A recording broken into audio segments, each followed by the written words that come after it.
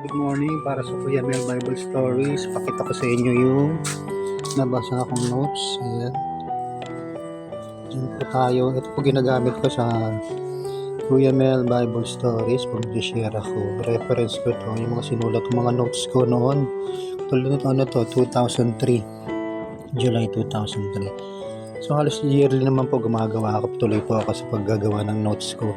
Tuloy kasi ako sa pagbabasa ng Biblia, no, para sa ikabubuti natin, ating kaluluwa at sa kaalaman, para sa karunungan. So naisip ko gumawa ng YouTube channel ko na Kuya Mel Bible Stories.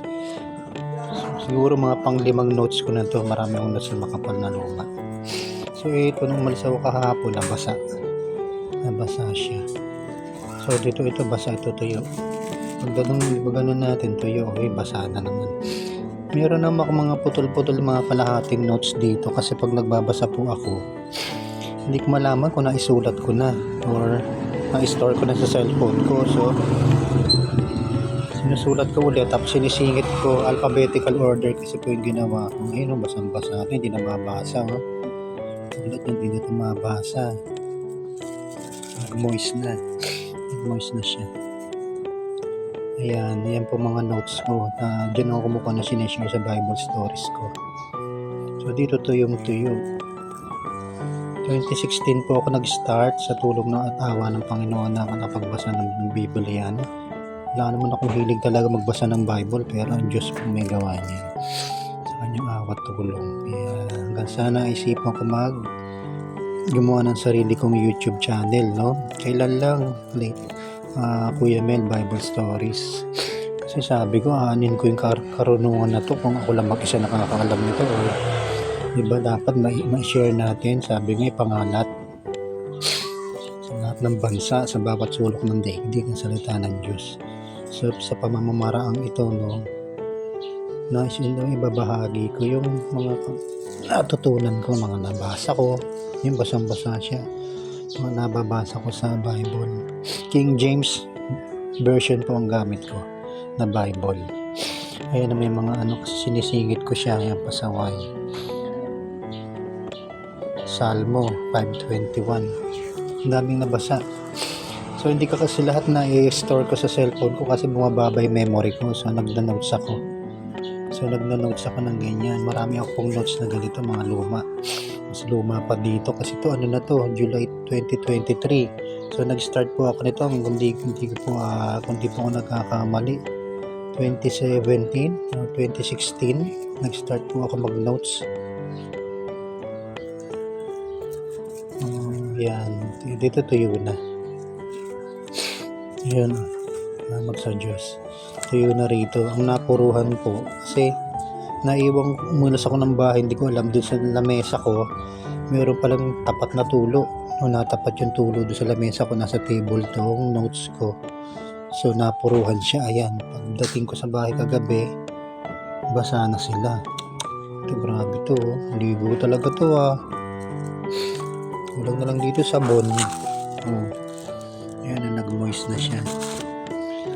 So para ma-recover ko, kaya binidyo ko rin, dito ko na lang siguro kukunin. Pag napagkapunit-punit to, dito ko na siya kukunin sa video. Yan na yung mga notes ko. Alphabetical order po ang ginagawa ko para pag may naisip akong i-share na Bible stories or Bible topics, mabilis ko siyang nakikita.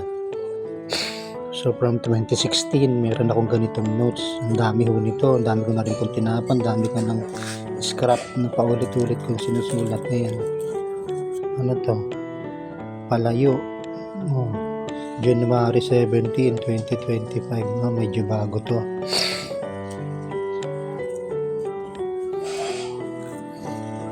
Ano to? July 2023. Kasi kung babalikan natin, sinulat ko to no 2023, nag-start ako June 26, 2023. So ang dami nito. So ang napuruhan yung nabasa dito. Ayun, may basa rin pala dito sa bandang unahan. Ayan, basa rin siya sa bandang unahan, July 2023, marunong. Sabi ko marunong.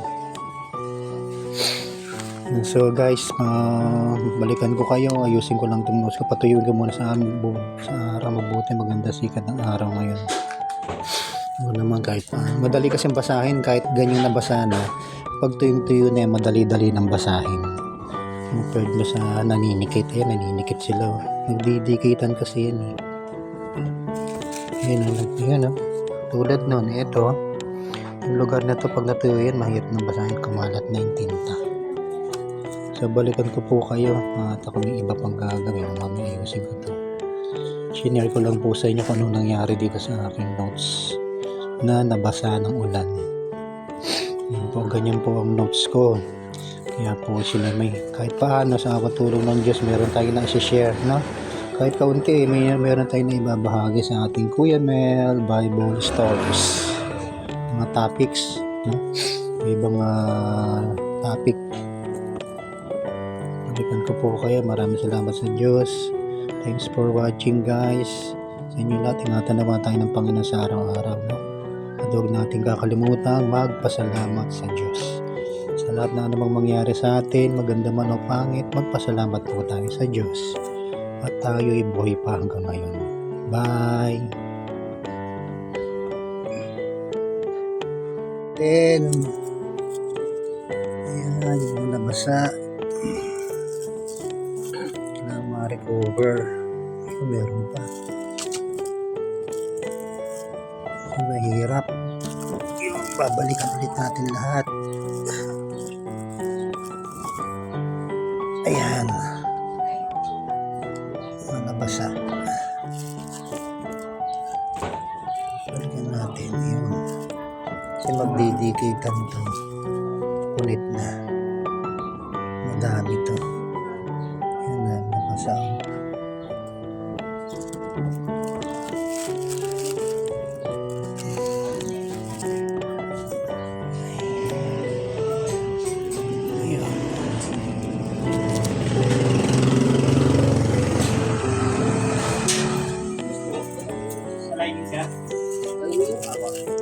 Yan, hanggang dito lang siya.